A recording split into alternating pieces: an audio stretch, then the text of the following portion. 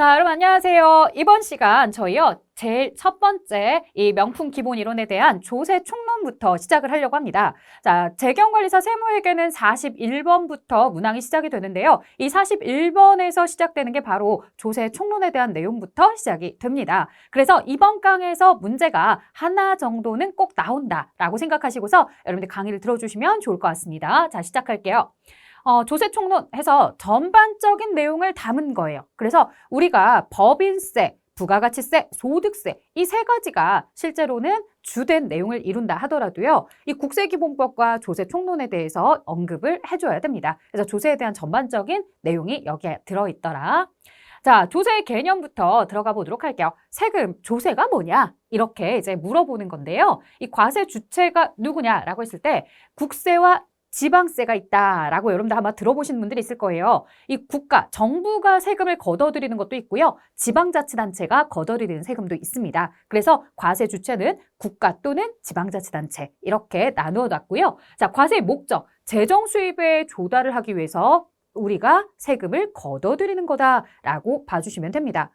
그래서 이 벌금이나 과료, 과태료 이런 무언가 위법 행위를 해서 제재가 가해지는 거랑은 성격이 달라요. 얘들에 대해서는 우리가 재정 수입을 조달하려고 걷어들이는 거다. 즉 우리나라의 재정을 위해서 우리가 뭐 복지에도 돈을 써야 되고 국방에도 돈을 써야 되고 여러 부서에 돈을 배분을 해야 되는데 돈이 있어야 배분을 할 거 아니에요. 아, 세금을 걷어들여서 배분을 하는 거구나 라고 여러분들 아실 수 있겠고요. 자, 과세 근거는 조세 법률주의래요. 즉 법률에 있는 근거에서 법률의 근거에서 내가 세금을 내는 거지 법률에도 없는 세금을 내는 건 아니라는 겁니다. 자, 그리고 납부 방법은 금전납부 원칙이에요. 돈으로 납부합니다. 자, 돈으로 원래는 납부를 하라고 했어요. 그래서 대부분의 법인세, 소득세, 부가가치세는 다 반드시 돈으로만 납부를 해야 돼요. 내가 갑자기 회사에서 쓰던 물건이 있는데 나 세금 대신에 이 물건으로 낼게요. 이렇게 하면 아무도 받아들여지지 않습니다. 자, 그렇다면 무조건 다 100% 금전납부 원칙이면 특별하게 아래 뭔가 썰이 붙지 말아야 되는데 아래 뭐예요? 라고 이제 물어보십니다. 여러분들 우리가 그런 경우가 있더라고요. 아버지나 어머니 혹은 할아버지나 할머니가 나중에 이제 돌아가시면서 이 자녀 혹은 우리 손자, 손녀에게 무엇을 건물을, 자동차를 이렇게 선물로 주고 가시는 거죠. 즉 상속이 이루어졌다고 합니다. 자, 이렇게 상속이 이루어졌는데 문제가 있습니다. 상속을 받았다고 해서 내가 그냥 받은 걸로만 다 끝나는 것이 아니죠. 우리나라는 이 상속을 받은 재산에 대해서도 어쨌든 나의 재산 증식이 있었기 때문에 반드시 세금을 내라고 합니다. 그러면 세금을 내야 되는데 아니 나 좀 답답한 거야. 제가 지금 현금의 유동성이 있는 사람도 아니고 나도 갑작스럽게 건물과 자동차가 생겨서 황당한 와중에 지금 고인에 대한 애도도 안 끝났는데 나보고 세금 내라고요? 나 돈도 없는데 나 뭘로 내요? 이렇게 이제 좀 답답함을 호소했죠. 그래서 나라도 들어보니까 맞는 것 같아요. 그래, 무조건 다 유산을 물려줄 때 뭘로 물려주지 않으니까 돈으로만 물려주는 게 아니니까 그렇다고 해서 건물을 처분하는 시간, 자동차를 처분하는 시간 이런 것까지 다 고려해 주기가 어려우니까 그러면 네가 건물에 대한 세금이 예를 들어서 뭐 3천만 원을 내야 되는데 이 자동차 현재 시가가 3천만 원 정도 되니까 자동차로 세금을 내는 건 어떠냐라고 이야기가 된 거죠. 그래서 상속세에 대해서는 이렇게 뭘로 납부를 할 수 있더라는 거예요. 물건으로 납부할 수가 있습니다. 자, 원래 원칙은 뭐다? 돈으로 내셔야 돼요. 하지만 예외적으로 이렇게 물납으로 진행을 하는 경우도 있다라는 거 같이 봐주시면 좋겠습니다. 그래서 상속세 및 증여세법이다라고 하는데 사실상 증여세 쪽에서는 우리가 물납하는 것들이 거의 없습니다. 그래서 실질적으로 적용이 되는 건 상속세입니다. 자, 그리고 일반 보상성이라는 표현이 있어요. 자, 일반 보상성이다라고 하는 게 뭐냐면 내가 세금을 많이 내는 아주 많이 내는 사람이에요. 그렇다고 해서 내가 복지 혜택을 더 많이 누린다거나 나라로부터 무언가를 개별적으로 더 많이 보상을 받는다거나 그런 게 있어요, 없어요? 그런 거 없습니다. 자, 뭐가 아니라고요? 개별적 보상을 제공하는 게 아니라고요.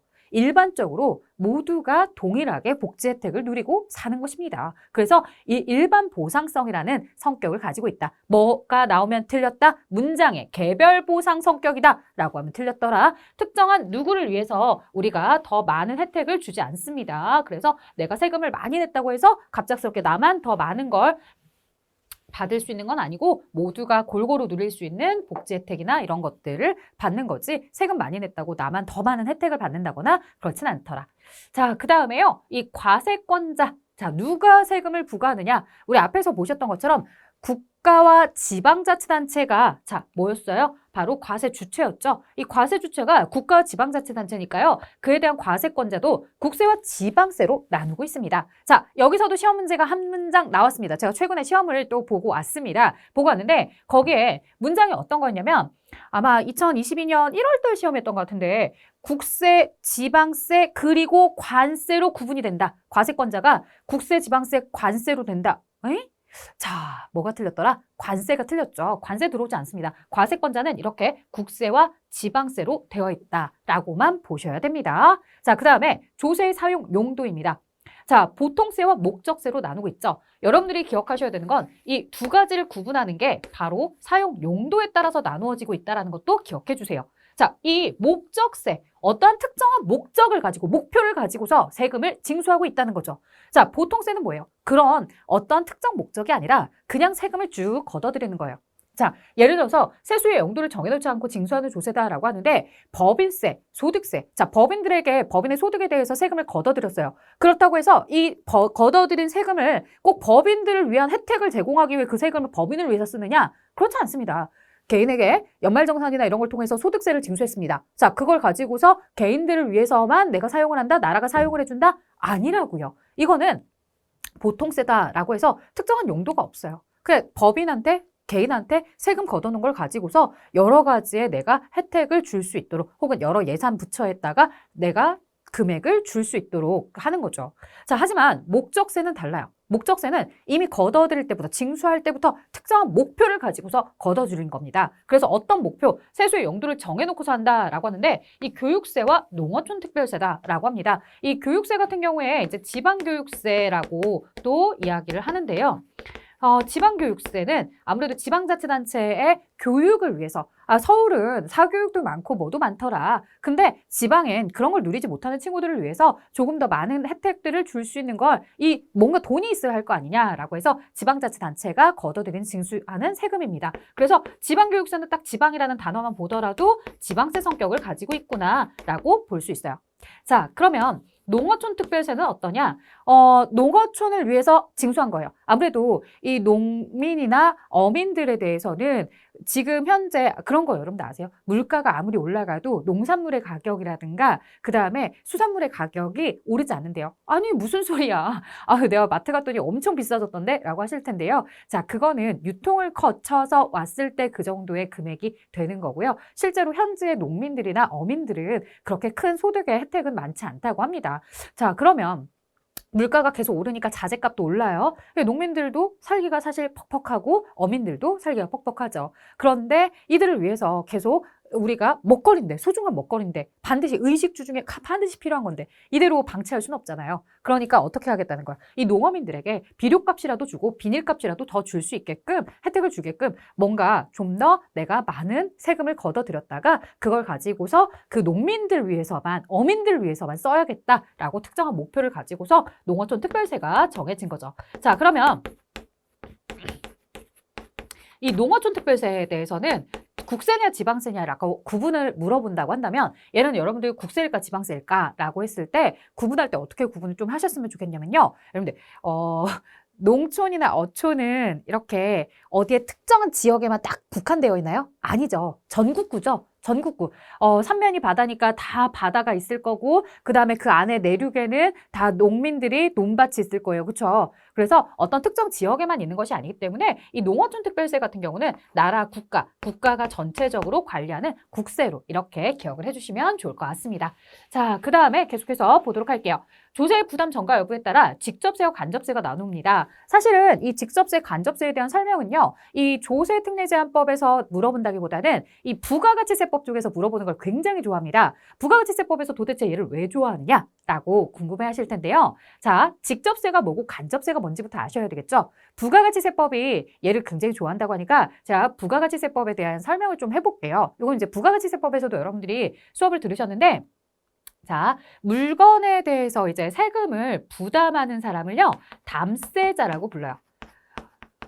그 다음에 세금을 신고하고 납부하는 사람을요, 납세 의무자라고 불러요. 이 담세자와 납세 의무자, 부가가치세법에서는 이들 둘이요, 서로 일치하지 않는다라는 거예요.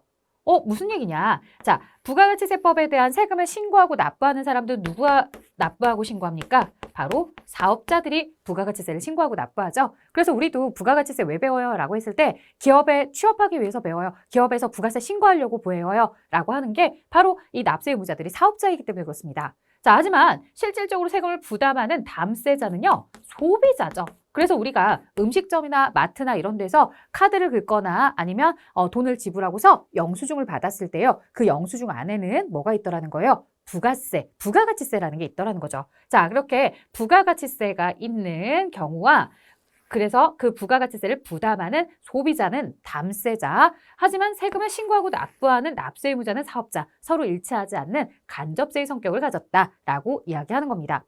자, 그러면 직접세의 성격은 뭐냐? 직접세, 여러분들 법인의 경우에는요, 법인의 소득에 대해서 신고하고 납부하는 사람 누구가 되는 거예요? 법인이 신고하고 납부하셔야 되는 거죠. 그리고 실질적으로 그 세금을 부담하는 사람도 누가 부담하겠어요? 법인이 부담을 하는 거죠. 그래서 서로 일치하고 있죠. 그 다음에 납세 의무자, 개인에 대한 소득세에 대해서도요, 이 개인이 원래 신고하고 납부해야 됩니다. 여러분들 물론 근로소득만 있는 사람들을 생각해 보면 회사가 대신해 주는데요 라고 하지만 회사도 내가 회사한테 대신해줘 라고 해서 내가 자발적으로 진행을 하는 겁니다. 그리고 이 근로소득을 제외한 나머지 소득들을 보게 되면은 우리가 사업소득이라든가 기타 소득 이런 것들 모두 다 개인이 직접 신고하고 납부하도록 되어 있죠. 그리고 누구의 돈으로? 당연히 개인 자신의 돈으로 하게 됩니다. 이렇게 소득세나 법인세법 같은 경우에는 직접적으로 이 납세 의무자와 담세자가 서로 일치하고 있습니다. 이런 직접세의 성격과 부가가치세의 간접세의 성격을 구분해서 기억하는 것도 굉장히 중요한 내용이고요. 자, 또 하나. 그러면 간접세의 성격에서는 우리가 이렇게 부가가치세나 주세만 기억하면 되느냐라고 하는데 주세가 뭐예요? 라고 또 물어보실 수 있을 것 같아요. 주세 같은 경우는 여러분들 주세는 술에 있는 세금이에요.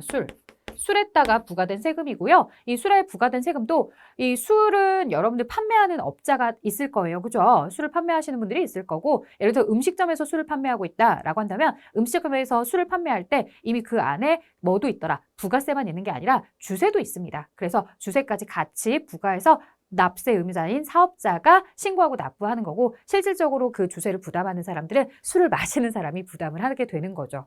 자, 그리고 또 뭐도 있냐면 개별 소비세 이런 것들도 있습니다. 이 개별 소비세 같은 경우는 사실 개별적으로만 세금이 붙은 건데요. 이 개별 소비세 같은 경우에는 우리가 아주 고가의 화장품이라든가 자동차라든가 이런 거. 왜 그래서 자동차 같은 경우 올해까지 개소세 인하, 개별 소비세를 뭐 인하해 드리겠습니다. 이런 특징적인 내용들도 있잖아요. 그래서 그런 좀 고가의 물건들에 대해서 우리가 별도로 부과된 세금을 개별 소비세라고 하고요. 이런 것도 역시나 마찬가지죠. 자동차를 판매하는 사람이 개별 소비세를 대신 징수해서 나라에 신고하고 납부하도록. 하지만 실질적인 부담은 이 자동차를 구매하는 사람이 부담한 시스템입니다.